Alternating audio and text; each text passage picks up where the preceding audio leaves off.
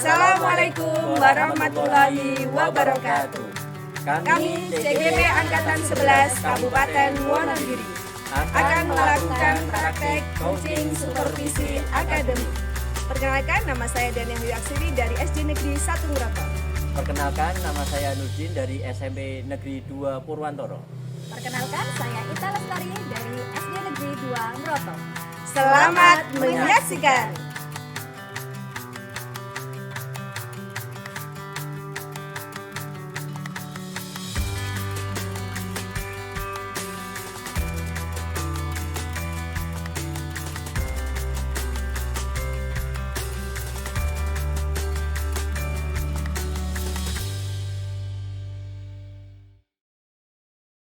Assalamualaikum Bu Ayu, selamat siang, apa kabar? Selamat siang Ibu Ita, alhamdulillah kabar baik. Bagaimana dengan Bu Ita? Alhamdulillah, baik juga Ibu, syukurlah kalau Ibu baik-baik saja. Baik, Ibu hari ini ada sesi coaching sama Pak Nurdin ya? Iya betul Ibu, rencana nanti khususnya jam 11 siang. Oke, baik. Jadi kehadiran saya di sini itu untuk memberikan dukungan kepada Bu Ayu untuk melakukan coaching bersama Pak Nurdin. Oke, untuk yang mau dikembangkan nanti ini proses coachingnya apa? Sebelumnya terima kasih kepada Ibu Ita yang sudah bersedia untuk menjadi pengamat saya untuk melakukan coaching bersama Pak Nurdin nanti. Baik Ibu, jadi sebelum proses coaching nanti ada beberapa hal yang akan saya jelaskan nanti. Jadi saya juga akan bertanya itu mengenai menjelaskan rubrik penilaian nanti saat coaching berlangsung. Baik Ibu Ita. Nah, jadi untuk poin-poin yang saya amati nanti itu untuk melakukan proses coachingnya ini melihat bagaimana percakapan Ibu bersama coachingnya melalui sesuai dengan alur tirta atau tidak seperti itu Ibu. Terus ini untuk rencana aksi dan seperti yang sudah kita ketahui bahwa coaching itu ada ini tujuan alur tirtanya itu ada kita mencari tujuan umum, terus identifikasi masalah, mencari rencana aksinya, terus juga tanggung jawab yang akan dilaksanakan oleh coaching. Iya Ibu. Jadi, selanjutnya saya juga akan mengamati Ibu melakukan percakapan coaching nanti berdasarkan prinsip-prinsip coaching itu ya. Nah, prinsip coaching itu kan membentuk kemitraan. Jadi ada coaching kemudian menggali kompetensi coaching, terus dengan proses yang kreatif dan juga memaksimalkan potensinya. Baik Ibu. Selanjutnya inti coaching yang diperhatikan itu tentunya kehadiran penuh, terus ada present, kemudian menunjukkan pertanyaan yang berbobot dan juga mendengarkan secara aktif. Nah, ketika Ibu nanti mengajukan pertanyaan yang berbobot, tentunya Ibu juga perlu mendengarkan dengan rasa.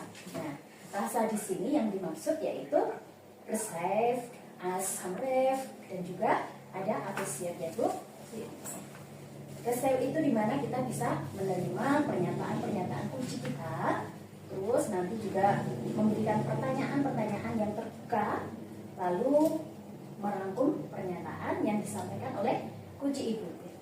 Oke. Terus juga bisa memberikan apresiasi terhadap kunci tersebut. Baik Ibu. Nah, sudah jelas ya Bu untuk rubrik penilaiannya? Iya Ibu, pada saat pelaksanaan nanti saya juga berencana akan melakukan sesuai dengan alur tirta. Lalu juga saya akan menerapkan prinsip-prinsip dan kompetensi inti dari coaching itu Bu. Jadi saya rasa sudah cukup jelas dengan rubrik yang Ibu Ita sampaikan tadi. Baik, selanjutnya izinkan saya bertanya ya Ibu. Ya baik Ibu. Baik, untuk pertanyaan kompetensi coaching yang ingin Ibu kembangkan itu yang bagian apa nantinya? Baik Ibu, jadi saya pada saat melakukan coaching nanti ada 3 kompetensi yang ingin saya kembangkan. Yang pertama yaitu mengenai kehadiran penuh yang disampaikan, kemudian yang kedua mendengarkan aktif, dan yang ketiga mengajukan pertanyaan yang berbobot begitu Ibu. Baik Ibu, jadi kira-kira ketiga kompetensi yang ingin Ibu kembangkan tadi itu mana yang secara spesifik ingin saya observasi?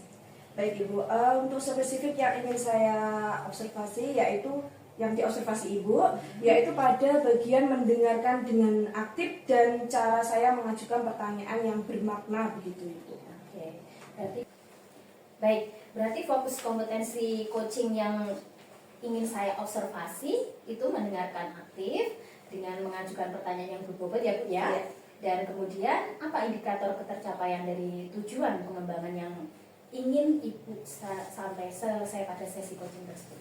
Baik Ibu, yang pertama nanti saya mampu menyimak dan saya lebih banyak mendengar daripada berbicara, serta nanti terbebas dari judgement, kemudian asumsi maupun asosiasi. Dan yang kedua saya nanti bisa mengajukan pertanyaan-pertanyaan yang terbuka dan pertanyaan yang berasal dari mendengar. Begitu. Oke, baik demikian Bu ya kegiatan praobservasi kali ini. Terima kasih sudah menjabarkan dengan secara rinci tujuan kompetensi yang ingin saya observasi untuk Ibu hari ini. Selanjutnya silahkan Ibu melaksanakan kegiatan coachingnya bersama Pak Nurdin. Nanti setelah selesai kita bisa berbincang lagi seperti ini, Bu. Ya baik Ibu, terima kasih sudah bersedia berbicara sebelum saya melakukan coaching Ibu. Baik Bu, terima kasih. Sampai ketemu lagi. Assalamualaikum Bu. Ayo.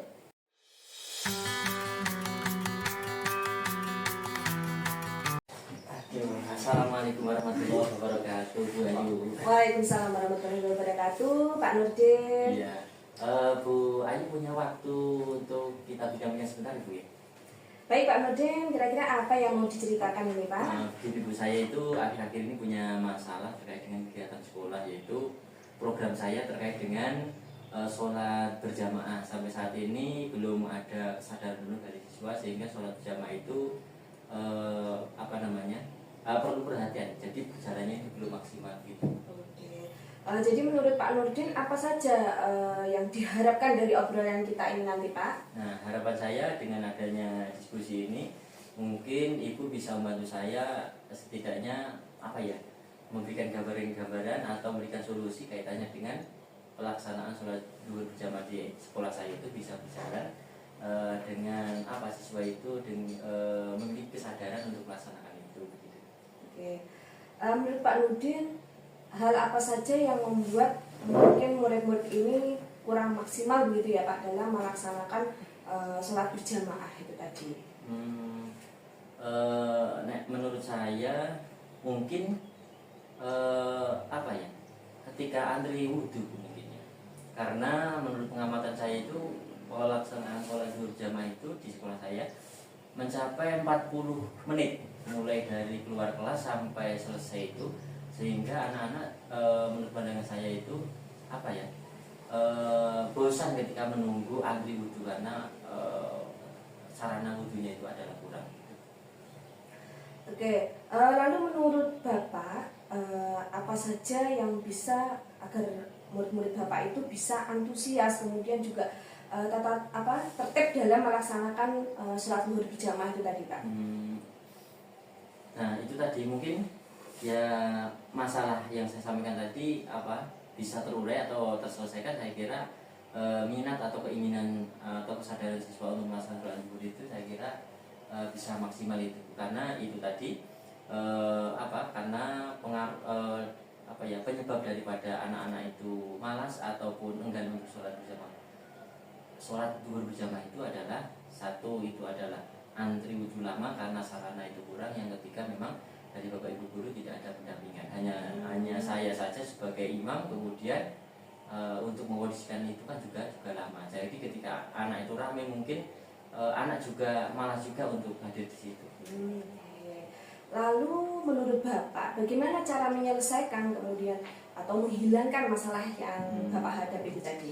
Saya kira ya masalah-masalah tadi harus terselesaikan. Kalau sudah diselesaikan saya kira kegiatan itu bisa berjalan lancar lah. Salah satu menurut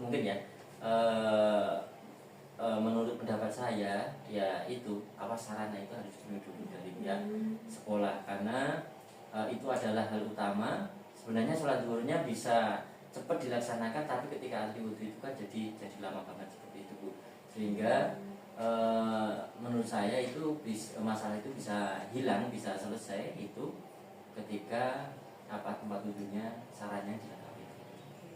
Kalau boleh tahu nih Pak Nurdin, apakah Pak Nurdin sudah berkomunikasi dengan pihak Sarpras atau kepala sekolah? Nah itu masalahnya sampai saat ini hanya saya pendam sendiri, hanya cerita-cerita dengan teman-teman guru saja, sehingga apa ya, belum berani untuk sampai ke apa yang memiliki kebijakan. Jadi selama ini saya belum berkomunikasi dengan Sarpras, juga belum, kemudian kepala sekolah juga belum. Cuman itu menjadi ganjalan besar di hati saya, karena apa namanya, untuk mewujudkan itu saya pikir sendiri, sehingga saya itu bebannya merasa terbebani begitu. Oke, seperti itu. Menurut Pak Nurdin, rencana apa yang akan dilakukan dalam dekat ini? Nah, karena sudah ketemu solusinya harus itu, maka yang harus saya lakukan mungkin dalam waktu dekat itu ya harus berkomunikasi dengan kepala sekolah tentunya, kemudian pihak siswaan dan pihak bendahara. Mungkin dengan berkomunikasi nanti akan menghasilkan satu ide yang yang menjadi harapan saya, cita-cita saya itu ada terlaksana seperti itu. Oke. Terus sekali ya Bapak, jadi bila Bapak bisa mengkomunikasikan ini dengan pihak yang berwenang, yaitu kepala sekolah, kemudian dari tim Sarpras dan bendahara, pasti program Sholat Zuhur ini Pak Nurdin bisa terlaksana dengan baik dan maksimal. Kemudian jadi Bapak tadi sudah merencanakan, kemudian sudah mendapatkan solusi, terus kapan ini untuk melakukannya? Mungkin dalam waktu dekat ini, mungkin 1 minggu ke depan ini saya akan fokus pada menyelesaikan itu. Salah satunya berkomunikasi dengan ketiga pihak. Bagus sekali rencana Pak Nurdin, mudah-mudahan berhasil. Kemudian apa ini komitmen Bapak terhadap rencana Pak Nurdin? Oke. Nanti kalau saya sudah melakukan komunikasi dengan kepala sekolah dan itu nanti akan di ACC, kemudian sarana prasarana itu memang diadakan betul atau dicukupi betul oleh pihak tim Sarpras, nanti saya akan mengevaluasi daripada kegiatan selanjutnya, apakah itu nanti berdampak positif atau tidak, kemudian nanti langkah selanjutnya bagaimana, nanti mungkin yang akan saya lakukan seperti itu yang menjadi komitmen saya.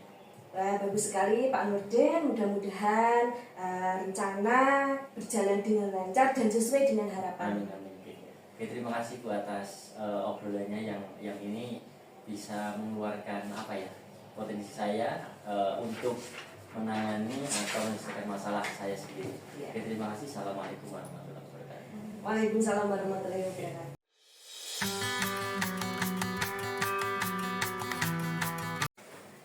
Luar biasa sekali Bu Ayu, tadi coachingnya sudah berjalan dengan lancar. Rasanya bagaimana setelah melakukan coaching tadi? Ya, baik Ibu, setelah melakukan coaching tadi bersama Pak Nurdin, saya merasa kompetensi yang saya harapkan ini sudah bisa tercapai, dan juga merasa sangat berbahagia dapat berbicara banyak dengan Kuci. Permasalahan yang dialami Kuci pun juga bisa disampaikan, begitu Bu Ita.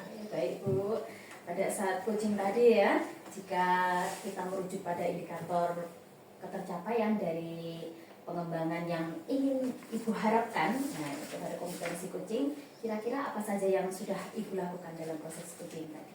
Ya, setelah saya melaksanakan coaching tadi, saya merasa sudah mampu fokus terhadap Kuci, yaitu dengan mendengarkan aktif dan mengajukan pertanyaan sesuai dengan alur tirta.